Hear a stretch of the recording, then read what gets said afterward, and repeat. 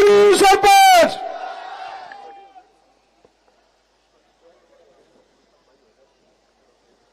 पहले एक बार जोरदार नारा हम सब मिलकर लगाएंगे, भारत माता की जय, भारत माता की जय, आम आदमी पार्टी जिंदाबाद, अरविंद केजरीवाल जिंदाबाद। मंच पे आसीन इस क्षेत्र के लोकप्रिय प्रत्याशी भाई वीरू सरपंच जी, आम आदमी पार्टी के तमाम हमारे वरिष्ठ नेतागण मंचासीन, गुड़गांव के हमारे प्रत्याशी निशान जी, डॉक्टर सारिका वर्मा जी, हमारे शर्मा जी उपाध्यक्ष जी जो प्रदेश के हैं, और आप सबका मैं हृदय की गहराइयों से अभिनंदन करता हूं इस सभा में कि इतनी भारी संख्या में आके आपने वीरू सरपंच के लिए अपना समर्थन जताया है। सबसे ज्यादा बधाई के पात्र आप लोग हैं। और मैं जैसे ही बैठा, मुझे यहां की एक समस्या के बारे में बताया गया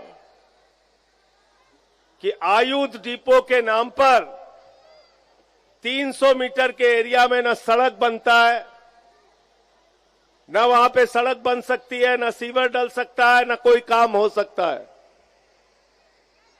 इस समस्या का समाधान केंद्र सरकार से भी जुड़ा हुआ है। इसलिए मैं आपको आश्वस्त करता हूं कि देश के सर्वोच्च सदन में राज्यसभा के अंदर अगला जो सत्र होगा, अपने इलाके की समस्या सदन में सुन लेना, यह वादा करके जा रहा हूं आपसे। साथियों और दोस्तों, ये धर्मपुर कॉलोनी जो है, इसको कह रहे हैं अनऑथराइज्ड कॉलोनी है। ये अनऑथराइज्ड शब्द, यह अवैध कॉलोनी का शब्द आपने तो गुड़गांव में एक बार सुना होगा, मैंने दिल्ली में 10,000 बार सुना है। लेकिन मैं कहता हूं, जहां इंसान रहते हैं, जहां लोग रहते हैं, जहां मजदूर रहता है, जहां कर्मचारी रहता है, जहां हमारी माताएं बहनें रहती हैं, जहां नौजवान रहता है, जहां बुजुर्ग रहता है, वो कॉलोनी अवैध कॉलोनी नहीं है, वो इंसानों के रहने की कॉलोनी है। इसलिए उसको अनऑथराइज्ड कॉलोनी कहना, अवैध कॉलोनी कहना, उस कॉलोनी का अपमान है। और इसलिए दिल्ली के अंदर जब मुख्यमंत्री बने अरविंद केजरीवाल जी, तो पता चला अवैध कॉलोनी में सरकार काम नहीं कर सकती। दिल्ली के मुख्यमंत्री ने विधानसभा के अंदर प्रस्ताव पारित करके दिल्ली की सारी अवैध कॉलोनियों में सड़कें बनाई, नालियां बनाई, सीवर बनाए, पाइपलाइन बिछाए, एक नहीं 1,000 काम करके वहां पे दिखाया है। ज्यादा दूर नहीं है, दिल्ली जाके देख लेना। वहां मोहल्ला क्लिनिक भी बनाया है, वहां तमाम काम किया हम लोगों ने। और आज आपसे कहने के लिए आया हूं कि 5 तारीख को आप जब अपना वोट देने के लिए जाना, तो ये सोच के जाना कि आप हरियाणा की तकदीर अपने उंगली के इशारे से लिखने जा रहे हो। आप अपने बच्चों की तकदीर अपने उंगली के इशारे से लिखने जा रहे हो। आप धर्म कॉलोनी की तकदीर अपने उंगली के इशारे से लिखने जा रहे हैं, और आप दौलताबाद विधानसभा और हरियाणा की तकदीर अपने उंगली की ताकत से लिखने जा रहे हो। इस बादशाहपुर की आप इलाके की अपने विधानसभा की तकदीर अपने उंगली के इशारे से लिखने जा रहे हो। क्यों उंगली के इशारे से? क्योंकि इसी उंगली के अंदर वोट की ताकत मिली आपको।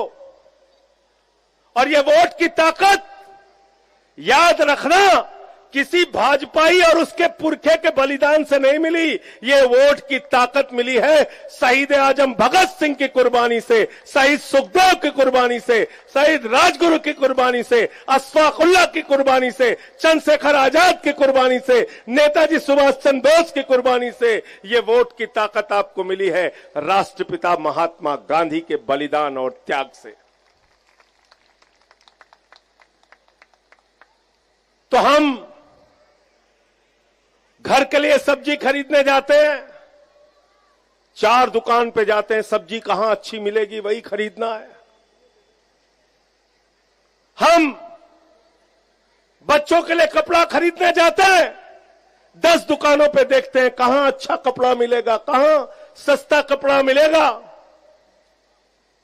हम अपने पत्नी के लिए चप्पल भी खरीदने जाते हैं तो 5 दुकान पे देखते हैं कहां अच्छी चप्पल मिलेगी।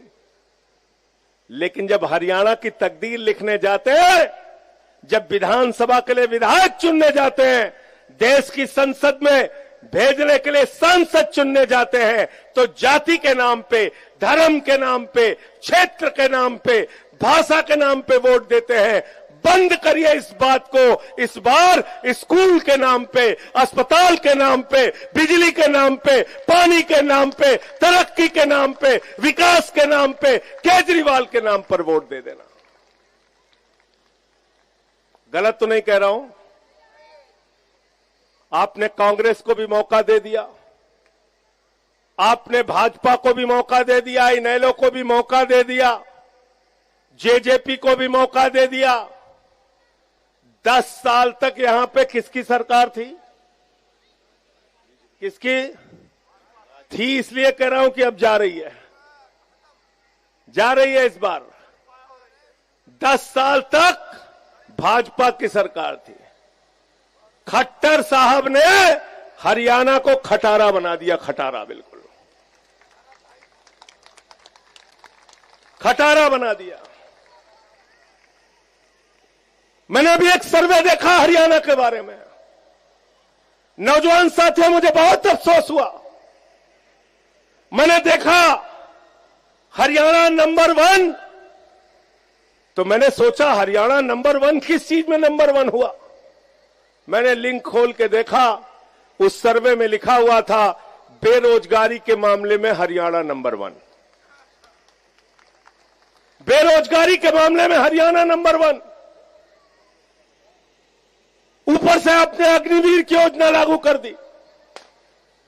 क्या है अग्निवीर की योजना? यह अग्निवीर की योजना भारत माता के साथ गद्दारी है। यह अग्निवीर की योजना भारत की सेना के साथ गद्दारी है। अग्निवीर के नाम पे आप भारत की सेना को ठेके पर नहीं रख सकते। सेना सेना होती है, सेना देश का सम्मान होता है, और हरियाणा का नौजवान देश की सेना में रह के भारत माता के लिए अपनी कुर्बानी देके भारत की रक्षा करता है। इसको आप ठेके पे नहीं रख सकते। हमारे उत्तर प्रदेश के सैनिक प्रकोष्ठ के यहां अध्यक्ष बैठे हैं अशोक कमांडो, इधर आओ, सामने आओ। ये कमांडो है, अशोक कमांडो। ये कारगिल का युद्ध लड़े, कारगिल का युद्ध। अभी हमारे साथ में आ रहे थे रास्ते में, तो मैंने इनसे बात की। मैंने कहा तुमने कारगिल की लड़ाई लड़ी? बोले हां। तो मैंने इनसे पूछा कि कितने साल की नौकरी होती है?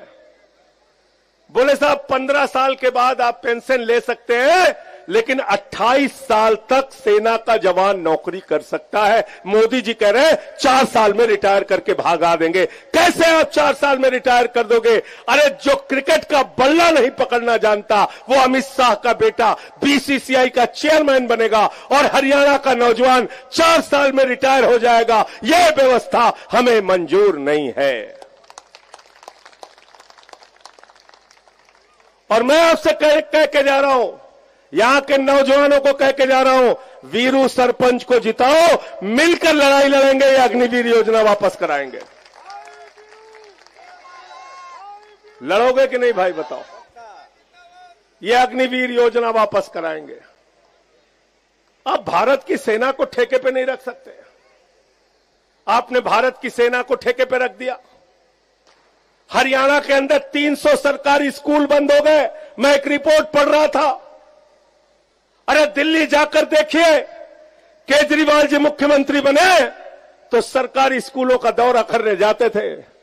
मनीष सिसोदिया और केजरीवाल ने देखा वहां मकड़ी के जाले लगे, टाट पट्टी पे बच्चे बैठ के पढ़ते थे। बेटियों के लिए टॉयलेट का इंतजाम नहीं था सरकारी स्कूलों में। मेरे भाइयों, आज जाकर देखिए उन्हीं सरकारी स्कूलों में दिल्ली के अंदर एयर कंडीशन कमरे आपके बच्चों की पढ़ाई के लिए बने। एयर कंडीशन कमरे, एथलीट का ग्राउंड बने हैं सरकारी स्कूलों में, स्विमिंग पूल का निर्माण हुआ है, हॉकी के ग्राउंड बने हैं। ऐसे सरकारी स्कूल बनाए केजरीवाल जी ने कि अमेरिका के राष्ट्रपति ट्रंप की पत्नी हिंदुस्तान आई तो मोदी जी ने कहा हरियाणा का स्कूल देख लो, कहने लगी नहीं देखना। बोले यूपी का देख लो, कहने लगी नहीं देखना। बोले मध्य प्रदेश का देख लो, कहने लगी नहीं देखना। बोले 27 साल से गुजरात में हूं, वहां का तो स्कूल देख लो, कहने लगी नहीं देखना। तो मोदी जी ने कहा देखना क्या है, तो कहने लगी केजरीवाल का स्कूल देखना है।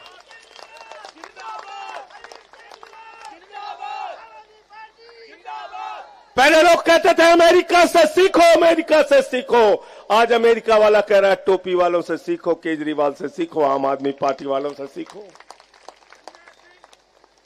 ऐसे सरकारी स्कूल शानदार दिल्ली के अंदर केजरीवाल जी ने बनाए।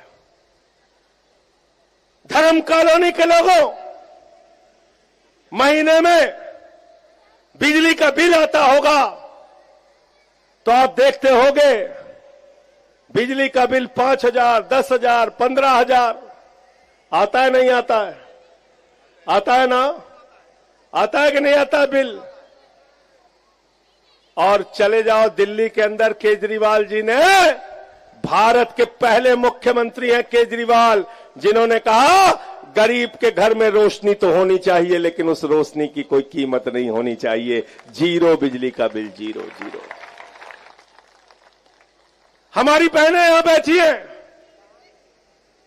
बहुत सारी बहनें माताएं दिल्ली में मजदूरी का काम करती हैं। एक गरीब बाप ठेला लगा के मजदूरी करके कमाई करके जब रात में सोता है तो उसके मन में चिंता होती है, सुबह उठूंगा तो हमारी 3 बेटियां हैं, इनको कॉलेज जाना पड़ेगा, 100 रुपए का इंतजाम कहां से किराए का करूंगा। इस दर्द को किसी और ने नहीं समझा, अरविंद केजरीवाल ने समझा। उन्होंने कहा माताओं, बहनों और बेटियों के लिए बस की यात्रा पूरी तरीके से फ्री है। ये सौम्या भट्ट जी है प्रवक्ता हमारी। दिल्ली में पैसा लगता है बस का? कोई यहां से गया? सारिका जी बस में घुमा है दिल्ली में? कोई पैसा नहीं लगता, कोई पैसा नहीं, जीरो जीरो। बुजुर्गों की तीर्थ यात्रा अरविंद केजरीवाल ने श्रवण कुमार बनके बुजुर्गों की फ्री तीर्थ यात्रा कराई। पानी फ्री दिया, बिजली फ्री दिया, शिक्षा फ्री दिया, मोहल्ला क्लिनिक बना दिया। 200 तरह की जांच वहां फ्री होती है, अल्ट्रासाउंड फ्री में होता है, दवाएं मुफ्त में मिलती हैं। केजरीवाल जी कहते हैं सरकारी अस्पताल में दिखाओ, अगर अस्पताल के डॉक्टर ने कह दिया 1 महीने बाद की डेट दे दी ऑपरेशन की, तो मेरे भाइयों प्राइवेट अस्पताल में ऑपरेशन करा लेना, पैसा अरविंद केजरीवाल की सरकार देगी। फरिश्ते स्कीम लागू किया, ये बता रहे हैं हॉस्पिटल तोड़ के पार्किंग बना दी, अस्पताल तोड़ के पार्किंग बनाया यहां पे, मोहल्ला क्लिनिक बना दिया, दवाएं मुफ्त, फरिश्ते स्कीम लागू किया।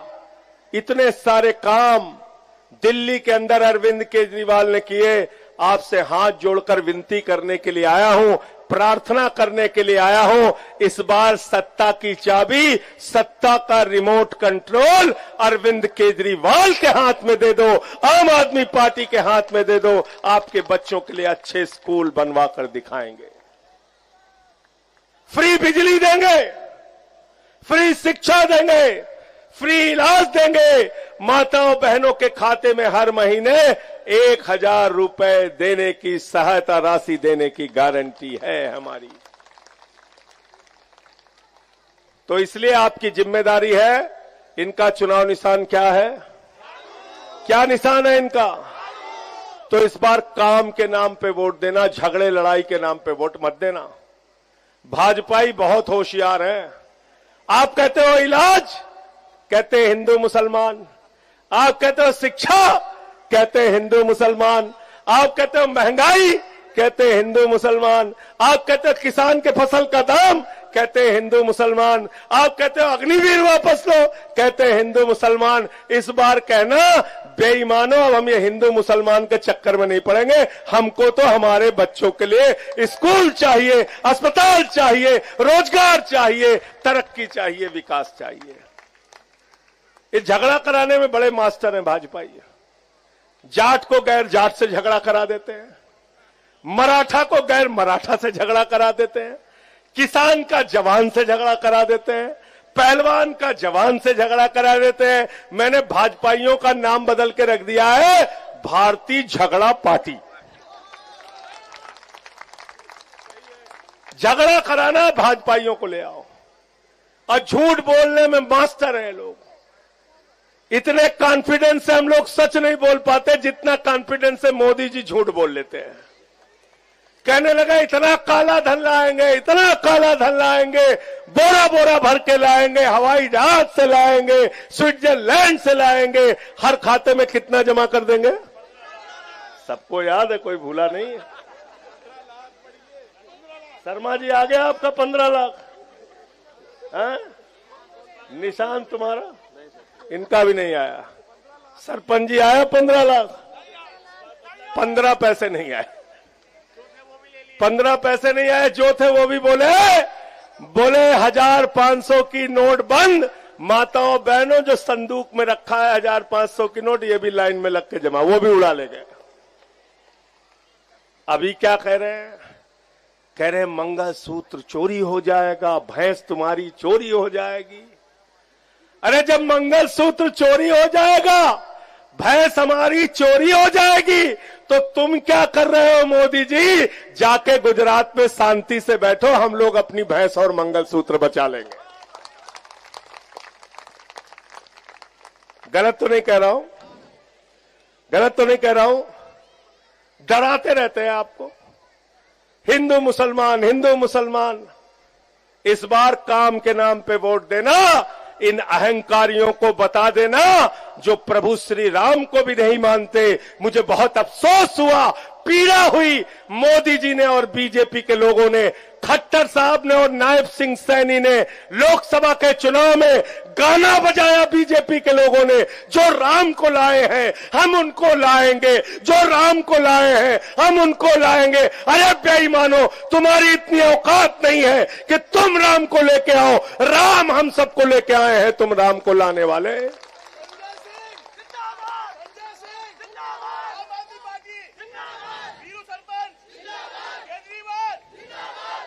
किसी की हैसियत है आपके प्रभु श्री राम को कोई ला सकता है क्या? ला सकता है क्या? ला सकता है क्या? भगवान इंसान को लेके आए हैं, इंसान भगवान को लेके नहीं आया। कल को तो बीरू सरपंच का बेटा इनके सामने खड़ा होकर कहेगा बापू हम तुमको लेके आए, तो मान जाएंगे सरपंच जी? उठा के डंडा, 4 डंडा मारेंगे। गलत तो नहीं कह रहा भाई? तो इसलिए इनका अहंकार ठीक करना है आपको। और कैसे ठीक होगा? क्या निशान है? जोर से बोलिए। हमारी बहनें यहां बैठी हैं, आवाज मोदी जी तक जाना चाहिए। चुनाव निशान क्या है हमारा? और झाड़ू बहुत काम की चीज है। घर की सफाई करनी हो तो क्या चाहिए? और मोहल्ले की सफाई करनी हो तो क्या चाहिए? और बादशाहपुर की सफाई करनी हो तो क्या चाहिए? और हरियाणा की सफाई करनी हो तो क्या चाहिए? और किसी के दिमाग पे भूत सवार हो जाए तो भूत उतारने के लिए क्या चाहिए? झाड़ू। क्या चाहिए? झाड़ू। देखा ना, गांव में जब किसी को भूत सवार हो जाता, 4 लोग टंगरी पकड़ के उठा के लेके जाते हैं, ओझा वहां पे पकड़ के मार झाड़ू मार झाड़ू मार झाड़ू, उसका भूत उतार देता। तो भाजपा और कांग्रेस वालों के दिमाग पर सत्ता का जो भूत सवार है, 5 तारीख को झाड़ू मार मार के वो भूत उतारने का काम आपको करना है। अरविंद केजरीवाल की ईमानदारी पे सवाल उठा रहे हैं। ऐसा नेता जिसने बच्चों के लिए शिक्षा फ्री की, इलाज फ्री किया, बुजुर्गों की तीर्थ यात्रा फ्री कराई, माताओं बहनों के लिए बस की फ्री यात्रा की, जिसने 10 साल तक मुनाफे का बजट दिल्ली में दिया, वो नेता हिंदुस्तान की राजनीति में सबसे ईमानदार नेता है, जिसने एक बार नहीं 2 बार मुख्यमंत्री की कुर्सी को लात मार दिया।